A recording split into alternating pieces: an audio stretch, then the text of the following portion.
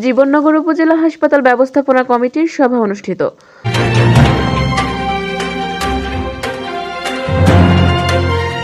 দর্শক, স্বাগত জানাচ্ছি বিবিআর নিউজের সাথে আছি আমি তাসনিম জারা। শুনছিলেন সংবাদ শিরোনাম। চুয়াডাঙ্গা জেলা প্রতিনিধি এমআই আতিয়ার রহমানের পাঠানো তথ্যচিত্রে বিস্তারিত দেখুন। চুয়াডাঙ্গা জীবননগর উপজেলার স্বাস্থ্য কমপ্লেক্সের ব্যবস্থাপনা কমিটির সভা অনুষ্ঠিত হয়েছে।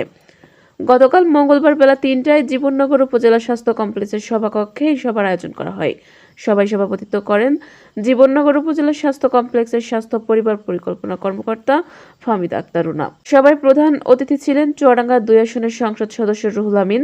সভায় বিশেষ অতিথি ছিলেন চুয়াডাঙ্গার সিভিল সার্জন হাজি জিয়াউদ্দিন আহমেদ, জীবননগর উপজেলা নির্বাহী কর্মকর্তা আশরাফুল আলম রাসেল। অনুষ্ঠান উপস্থাপনা করেন জীবননগর উপজেলা স্বাস্থ্য কমপ্লেক্সের মেডিকেল অফিসার হাসিবুর রহমান। আরও উপস্থিত ছিলেন জীবননগর উপজেলা স্বাস্থ্য কমপ্লেক্সের junior consultant Shyamal Kumar, medical officer প্রভা হিমু সহ আরও অনেকেই। সবাই হাসপাতালে অপারেশন চালু, টিকিটের মূল্য বৃদ্ধি, সাইকেল স্ট্যান্ড টেন্ডার, পেছনে থাকা চিকিৎসকদের ফেরানো, এক্স রে মেশিন ও জেনারেটর চালু সহ নানা বিষয় নিয়ে আলোচনা করা হয়।